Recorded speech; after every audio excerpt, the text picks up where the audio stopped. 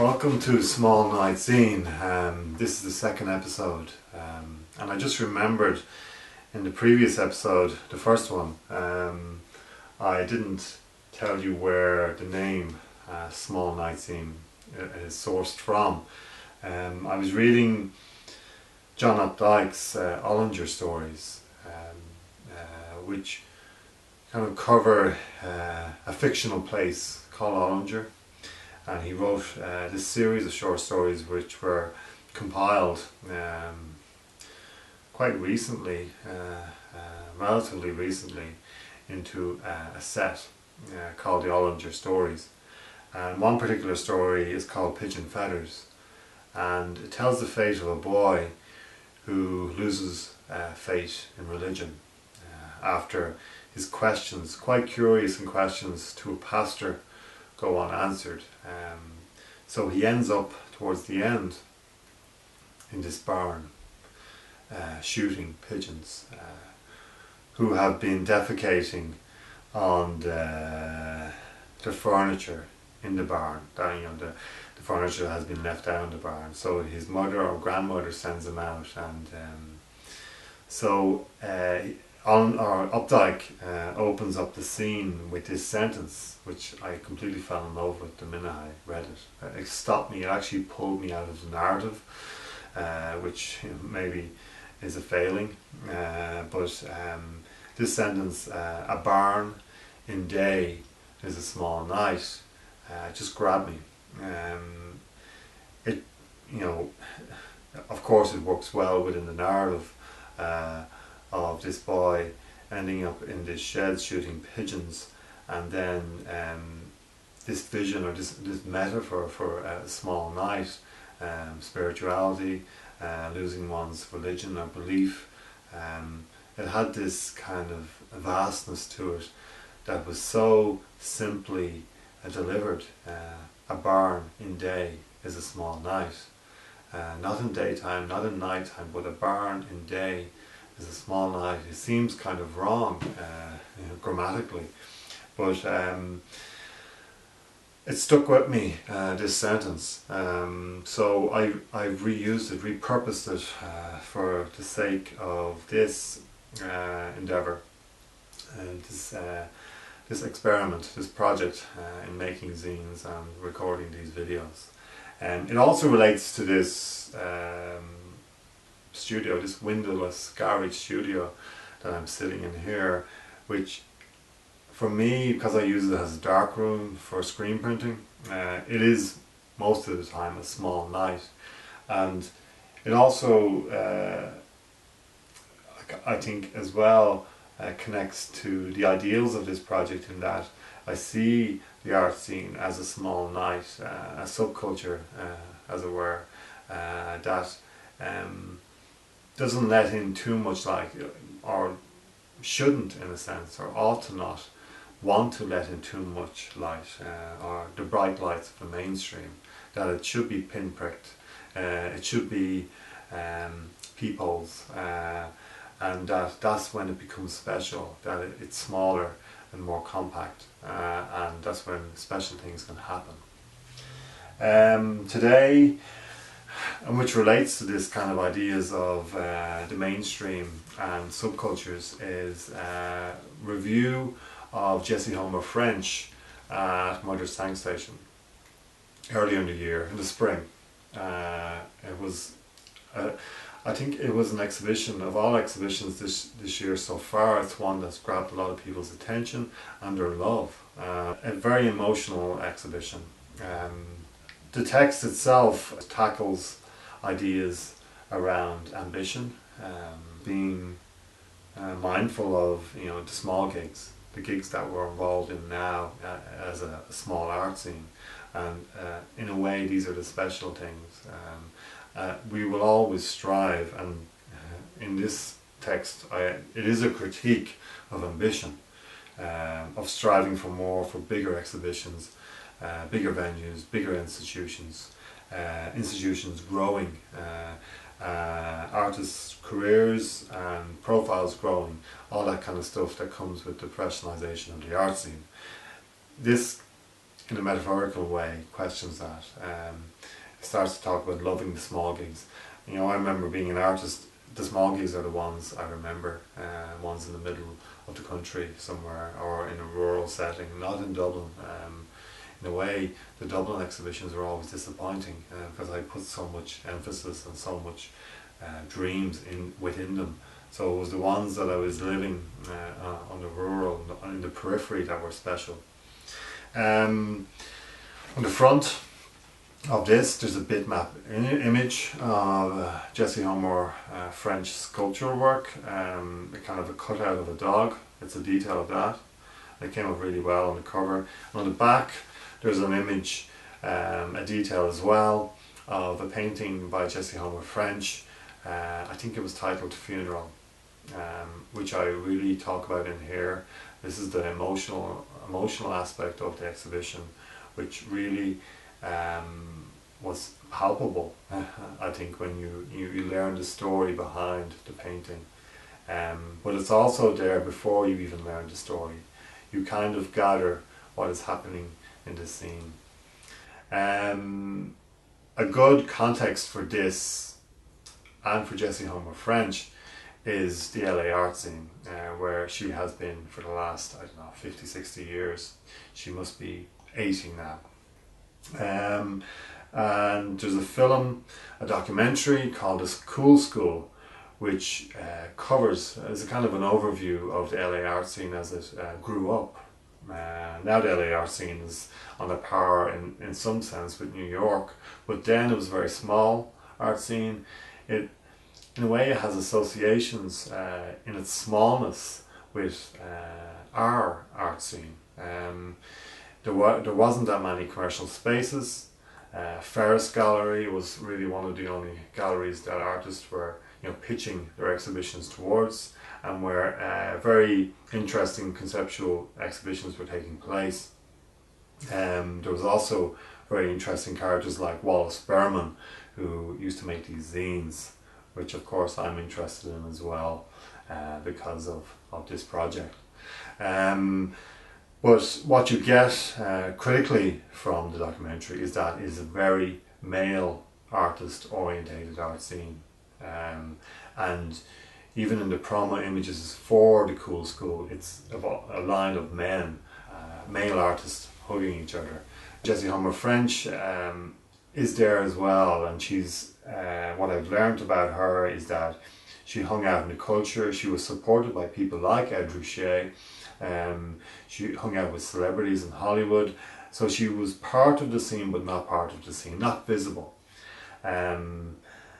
The exhibition of Mothers, it was her first solo show. So you can imagine over the years she's been part of group shows. Very provincial, out of the art scene group shows. So she paints a very interesting character in the narrative of the LA art scene, and now she has kind of become more visible, and more than likely will become more and more visible, moving towards museum shows, etc. So that probably is the fate of this artist.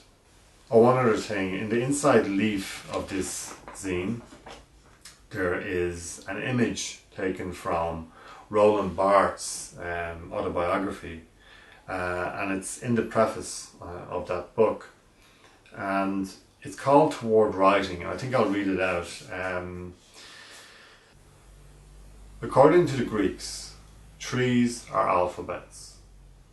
Of all the three letters, the palm is loveliest, and of writing, profuse and distinct as the burst of its fronds, it possesses the major effect, falling back. A hemlock tree stands lonely, far north on a barren height. He drowses, ice and snowflakes wrap him in sheets of white. He dreams about a palm tree that far in an eastern land languishes lonely and silent upon the parching sand high. So without further ado,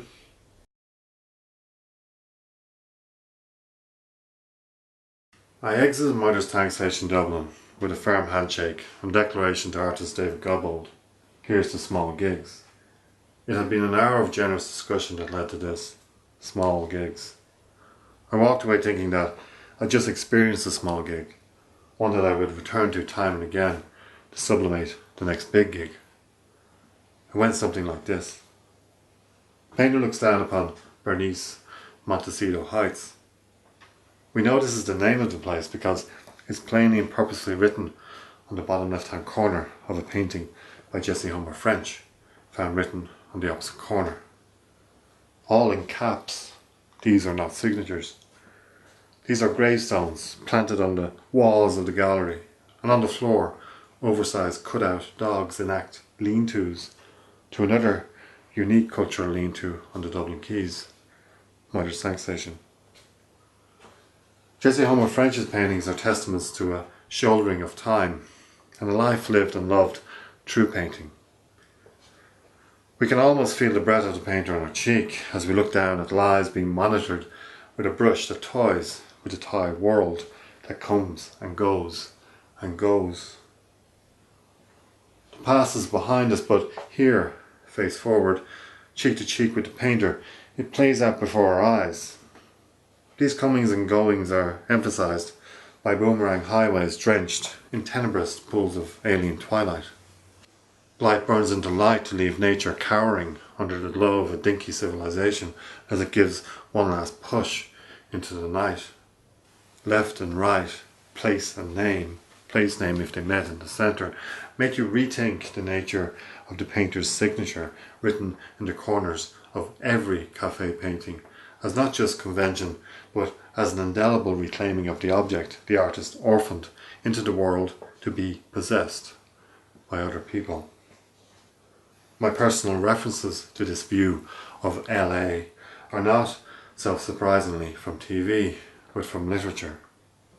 Thomas Pynchon's The Crying of Lot 49 and Jack Kerouac's On the Road similarly haunt similar hills in lonely and yearning areas amidst windowsill cooling American pies and tear-gas clouds that wrench the ghostly social and romantic past into the disembodied present in rolling with hope verse towards the ever-nothing.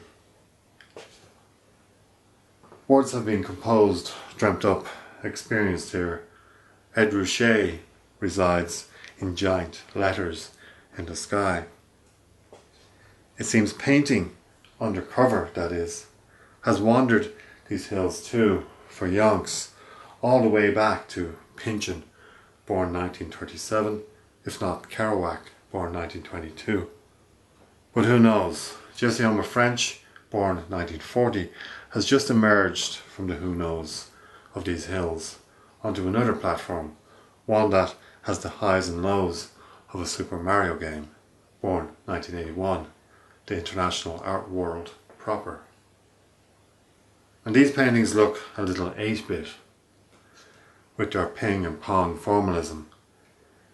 Kids will get them because they are kids. Adults might get them because they were once kids. They are the paintings we wanted to paint before we went to art school. They are made up and made down, folding berths for the eyes to sleep and dream. They shine with a force field of lacquer as if the painter needed to protect them from the outside world, to seal them in, to stop them in their tracks like gravestones that mark time, mark death, mark a life. Where there is life, there is death. There is life. We move on. The artist is feeling something with paint rather than speaking the languages of paint for its own sake. The technique is not exactly naive, but it's not knowing either. It has purpose towards a certain storytelling. The flat patterning of perspectives of fauna and flora of this little bitty elemental world, flowers, fish, dogs, cars, forest fires, people, range across the paintings and walls of the gallery as if about to fall into our lap, not floor. A guy in a river hatchery, vibrating with colour, walks tightrope between two man-made ponds, dancing with fish. Beyond Stick trees, like stick people, vie with the silhouettes of mountains in the distance. Up close, those same sticks and silhouettes weave together in paint like reeds caught in a flood. We are drenched. Perversely, but effectively, placed beside this hatchery, humming with life. And adjacent the gallery door sign, private, we are brought down to earth to take perspective and wrestle with priorities in a graveyard where the mourning of a child, aged 4, the artist's own daughter, plays out in a green field of 8-bit simplicity and childhood directness. This is not a game. A tree, spiky like a palm, like the one that Roland Barthes introduced his autobiography with, stands solitary and big and dark and wan above an occupied bed of flowers, flowers that are given the most attention in paint. Life tooks in death.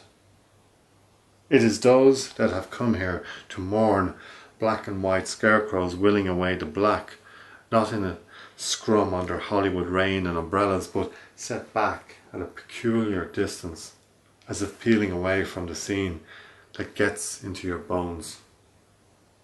Once again we are looking from the hills of LA and genuflecting to a life that we can only experience from afar. As humans we dream of the big gigs whilst living and reliving the small gigs.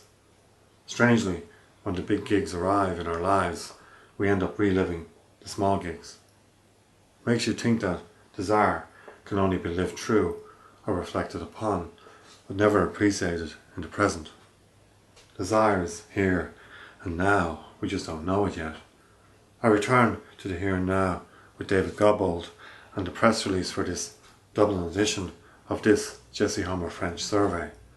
A London edition runs concurrently in Modder's Tankstation, London.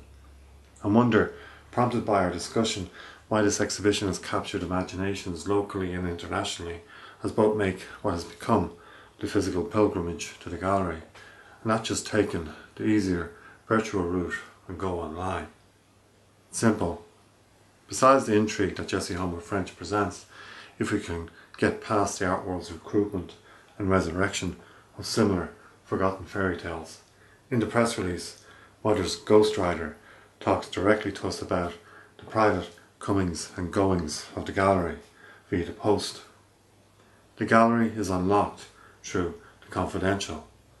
As I stand with David Gobbold in what the ghostwriter describes in the press release as a, quote, sort of hallway or cuboid antechamber from which one enters directly from Watling Street, positioned pretty immediately below the desk from where most of these writings magically appear, end quote.